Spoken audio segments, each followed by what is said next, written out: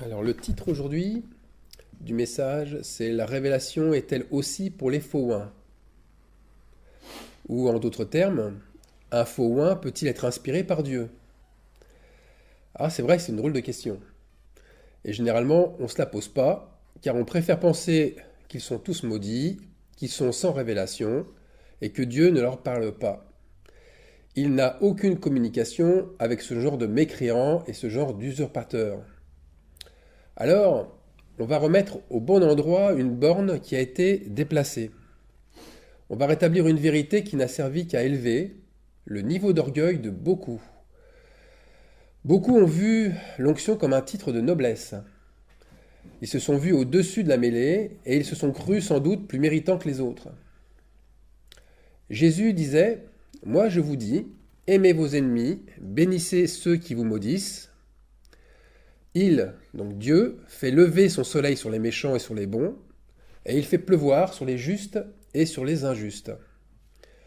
Alors là, dans le contexte, Jésus annonce un des plus hauts sacrifices, c'est celui d'aimer comme lui ses ennemis, et il nous demande en plus d'être comme lui pour être des fils du royaume. Il dévoile ce que fait le Père.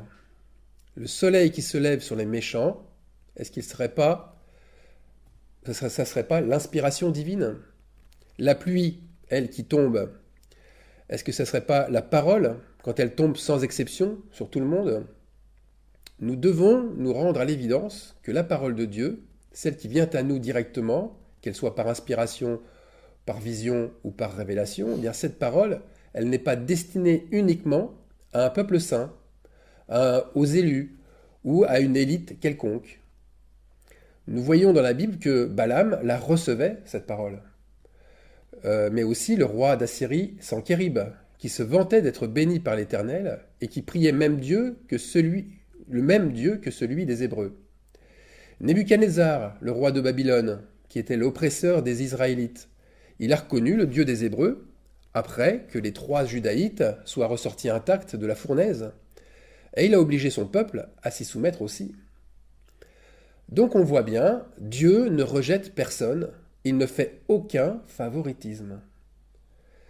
Pierre, Pierre dans Acte 10.35, eh bien, ouvrant la bouche, il dit « En vérité, je reconnais que Dieu ne fait point acception de personne, mais qu'en toute nation, celui qui le craint et qui pratique la justice lui est agréable. » L'apôtre Pierre est très clair.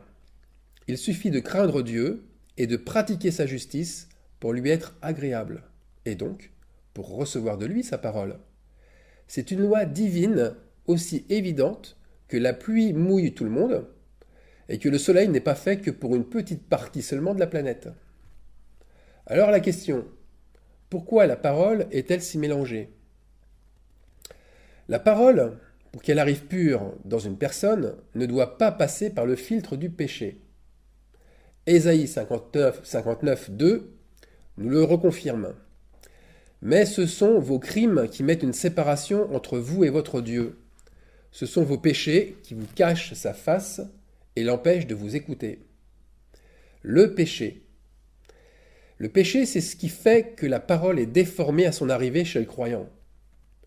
Le croyant alors ne se repent plus, ou pas assez régulièrement pour se laver de ses fautes. La parole tombe dans un réceptacle qui est alors souillé, impur, et la parole ressort déformée. La chair s'étant mêlée à l'esprit, la chair règne de plus en plus et elle finit par l'emporter sur l'esprit.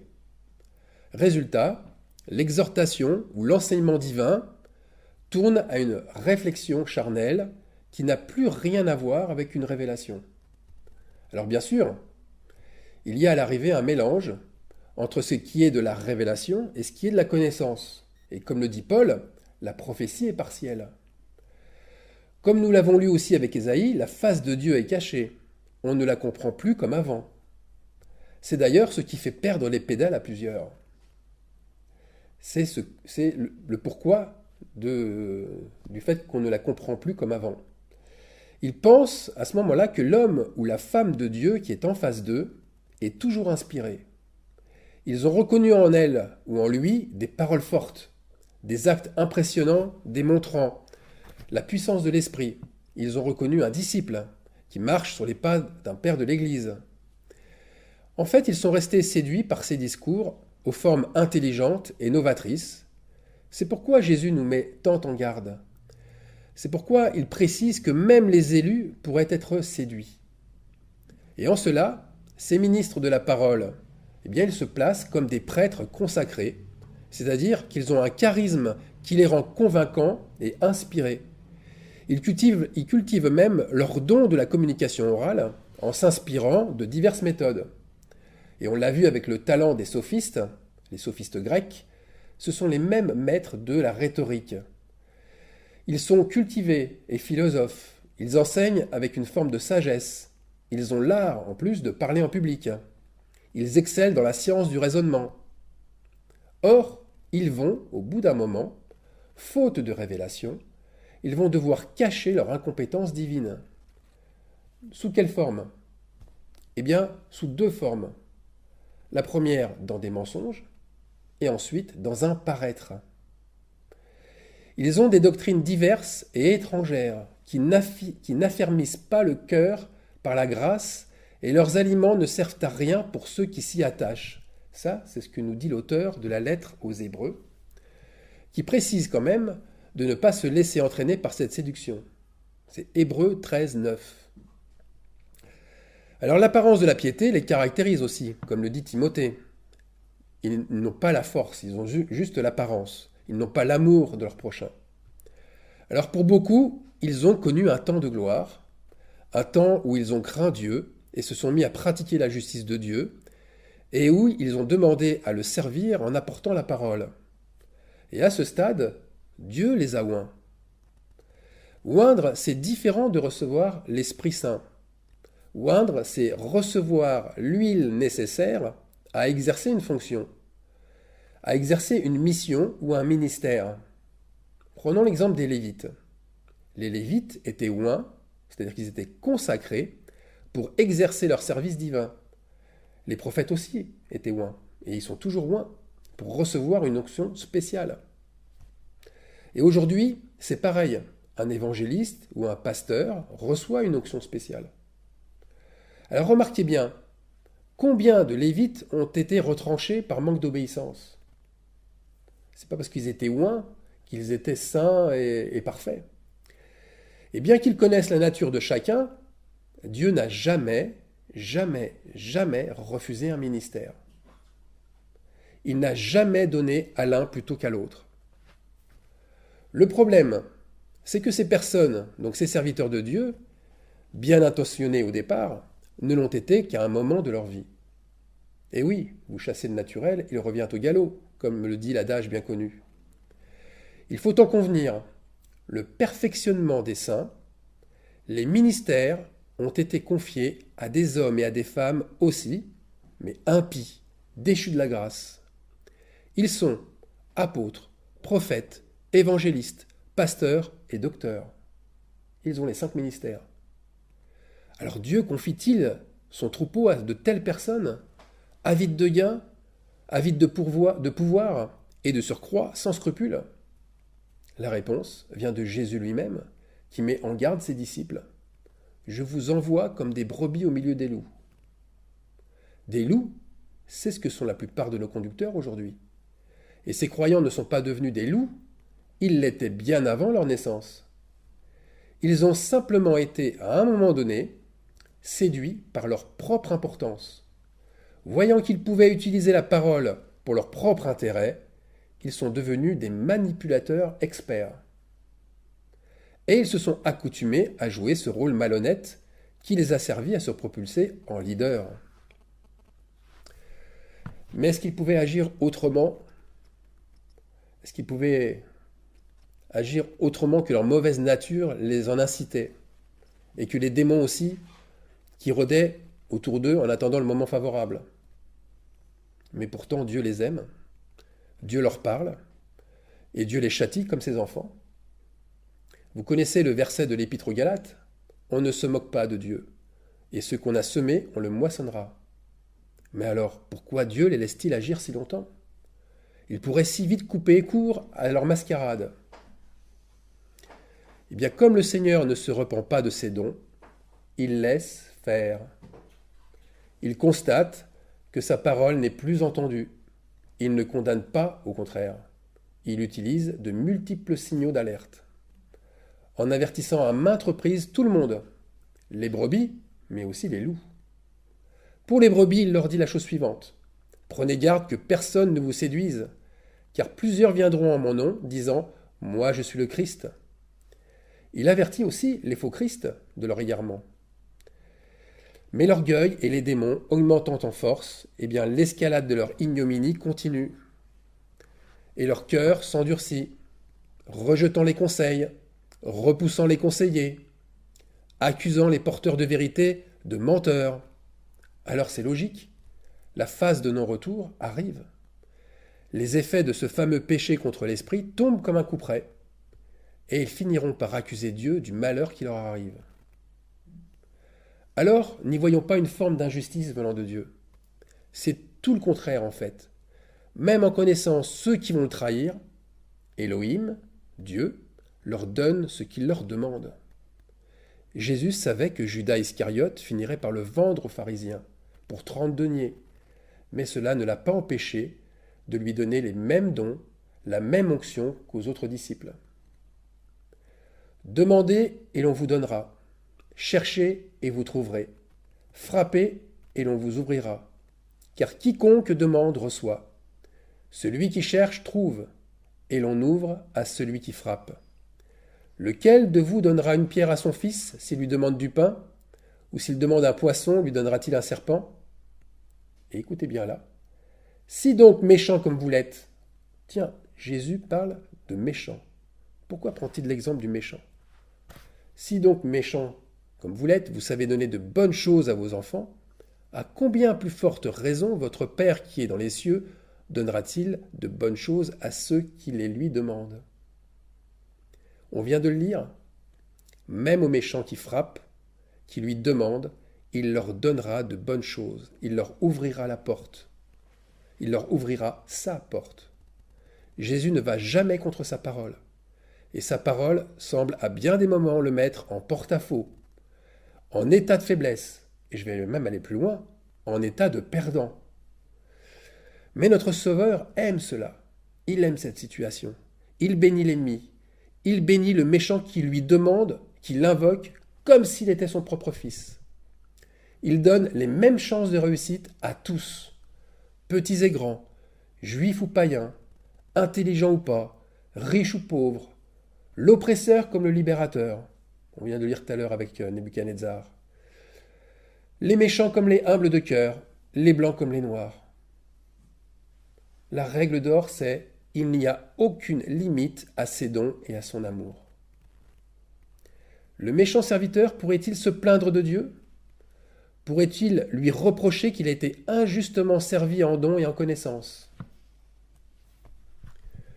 Pourrait-il réclamer justice un jour? Impossible. Impossible. Il ne pourra jamais reconnaître uniquement ses fautes, uniquement son injustice, uniquement que c'est son mauvais cœur qui l'a guidé. Il n'aura pas de mots devant le Seigneur et il finira par se prosterner, c'est tout. Car il est écrit « Je suis vivant, dit le Seigneur, tout genou fléchira devant moi et toute langue donnera gloire à Dieu. » Mais voilà, le Seigneur aime quand même par-dessus tout ses brebis, et de les voir égarées, de les voir maltraitées, ligotées, tondues à l'excès, ça ne l'enchante pas du tout. Et sa colère monte, elle monte, elle monte, et elle arrive à un seuil où là, attention, il y a un jour où il faut rendre des comptes. Il y a un jour où il faut rendre des comptes, et ce jour s'appelle un jugement, un jour de sabbat. Jérémie, chapitre 4, versets 9 à 12. En ce jour-là, dit l'Éternel, le roi et les chefs perdront courage. Les sacrificateurs seront étonnés et les prophètes stupéfaits. Maintenant, je prononcerai leur sentence. Ici, le prophète Jérémie montre le désarroi des conducteurs, l'abattement des chefs religieux qui ne s'attendent pas du tout à recevoir des coups de bâton. Tous les faux prophètes sont stupéfaits. Les religieux sont étonnés et les chefs sont complètement découragés. Pourquoi? Car ils se sentent trahis. Mais trahis? Trahis par qui? Eh bien, trahis par Dieu. Et c'est Jérémie qui nous le dit, chapitre 4, verset 10. Je dis, ah Seigneur éternel, tu as donc trompé ce peuple et Jérusalem en disant, vous aurez la paix, et cependant l'épée menace leur vie. Vous voyez, à la place de la paix, ils ont l'épée contre eux. Ils récoltent le produit de leur méchanceté. Ils se sentent naturellement trompés car ils ont confondu. Ils ont mélangé la révélation avec leur propre raisonnement humain. En fait, ils ont vu l'épée. Ils l'ont bien vue, mais ils l'ont vue sur les autres. Ils ne l'ont pas vue venir sur eux. Alors, la question c'est comment reconnaître qu'une parole que l'on entend est une révélation plutôt qu'une théorie sortie d'un raisonnement humain. Il y a bien sûr des conditions. Mais avant tout, comment être sûr que l'aveuglement, ce n'est pas soi-même qui l'avons, et pas seulement les autres, ou ceux que l'on croit qu'ils l'ont? Première condition. Il faut être d'abord lavé de ses péchés. C'est vrai, je le dis, je le répète tout le temps, dans pratiquement tous les messages, mais si vous êtes dans vos péchés, c'est naturellement que vous vous laissez séduire. Car on n'est séduit qu'avec celui qui nous a séduits en premier. Cela veut dire que si j'étais médium autrefois et que je retombe dans le péché, c'est vers la divination que je me retournerai en premier, vers ce que j'ai aimé au départ. De même, si on aime le péché, on va s'accommoder de paroles flattant notre chair, nos passions, nos désirs. On ne verra dans la révélation mais qu'un empêchement à réaliser ce que l'on aime. Ou alors la révélation, elle aura un aspect irréel. Elle sera tellement opposée à l'image que l'on s'est faite de Dieu. Une image taillée, mais une image de Dieu qui ressemble, comme deux gouttes d'eau, à celle que nos désirs ont tout simplement façonnée. Par contre, si on s'est repenti, c'est tout à fait différent. On cherchera naturellement ce qui est pur, ce qui est digne de louange, et l'on sera attiré par la révélation. Et ensuite, il y a notre cœur aussi. Notre cœur, quand il brûle au-dedans de nous, c'est que l'esprit qui nous réveille est pur. Un exemple frappant. Quand Jésus était sur le chemin d'Emmaüs et qu'il s'entretenait avec les disciples qui ne le reconnaissaient plus, eh bien c'est lorsque leur cœur brûlait à nouveau qu'ils se sont aperçus que Jésus était bien parmi eux. Ensuite, la révélation. Eh bien, la révélation parfaite a toujours les mêmes effets. La révélation, elle délivre, elle console, elle réconforte, elle procure la paix, elle renouvelle les forces.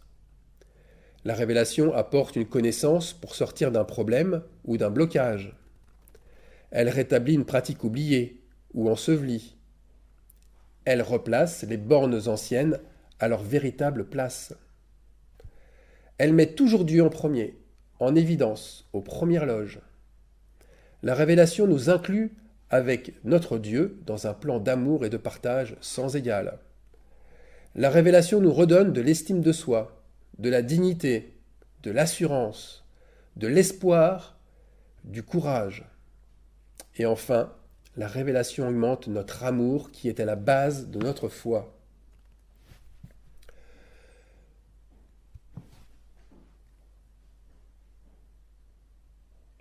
Enfin, la révélation, elle s'entend comme un tonnerre.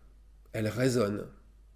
On l'entend dans son cœur, mais aussi on l'entend par d'autres témoins ou d'autres témoignages.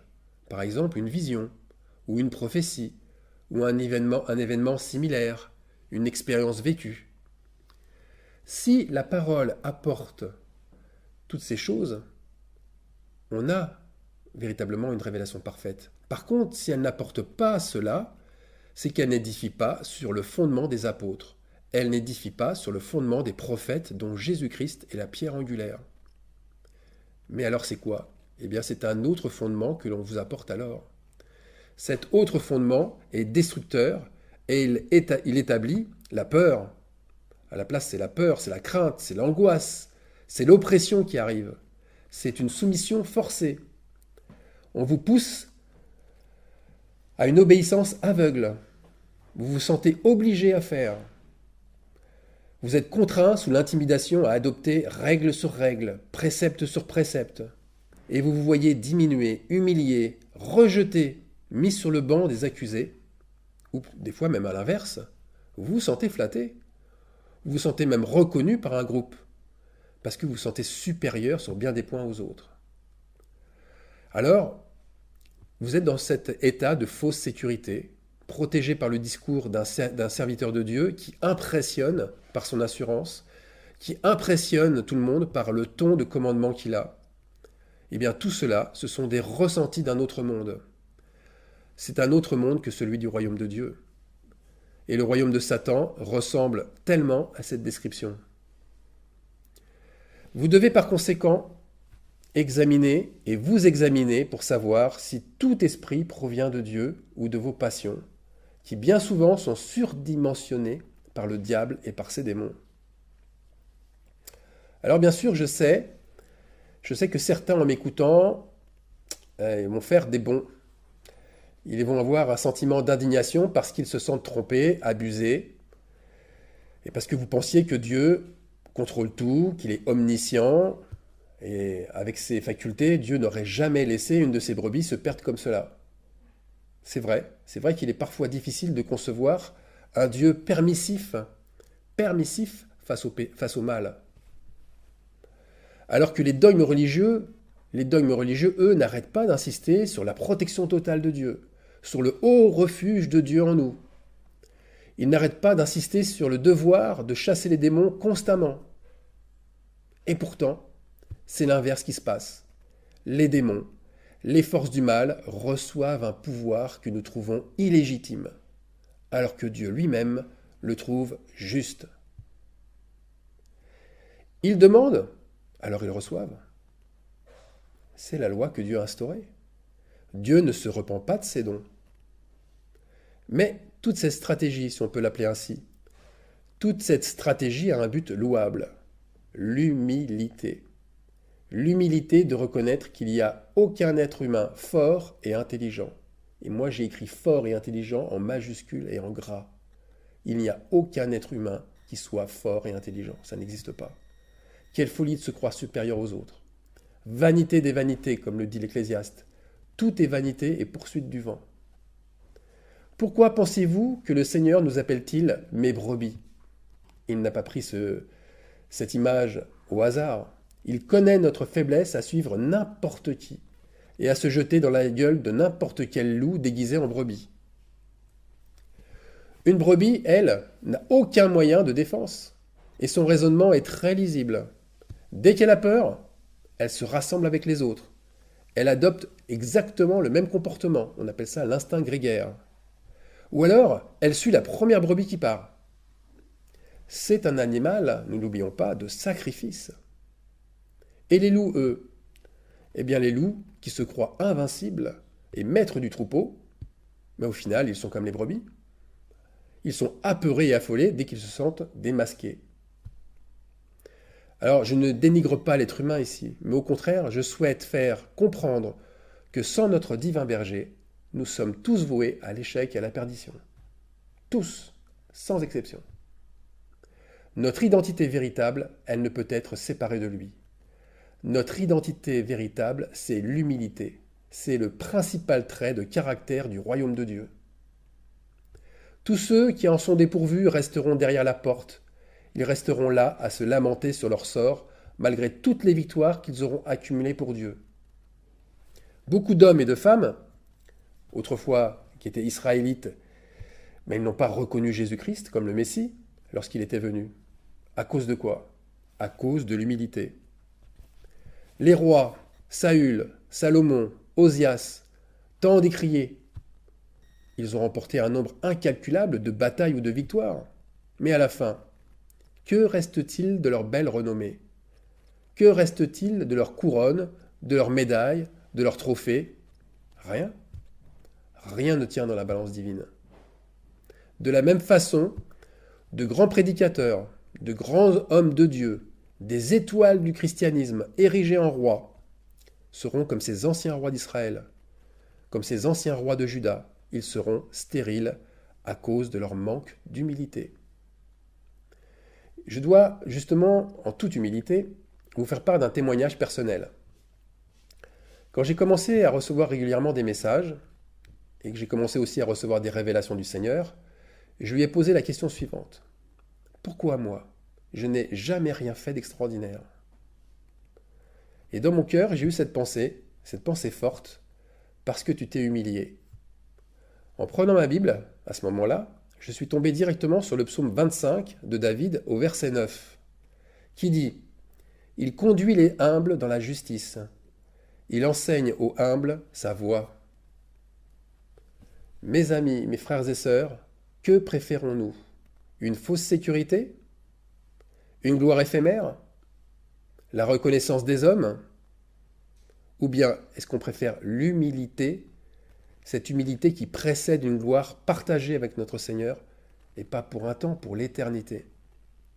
Pour moi, le choix ne fait aucun doute. Je prie que pour vous aussi, le bon choix s'impose à vous, naturellement, comme étant le seul et unique chemin possible. Que le Seigneur rajoute son esprit à ce que je viens de dire.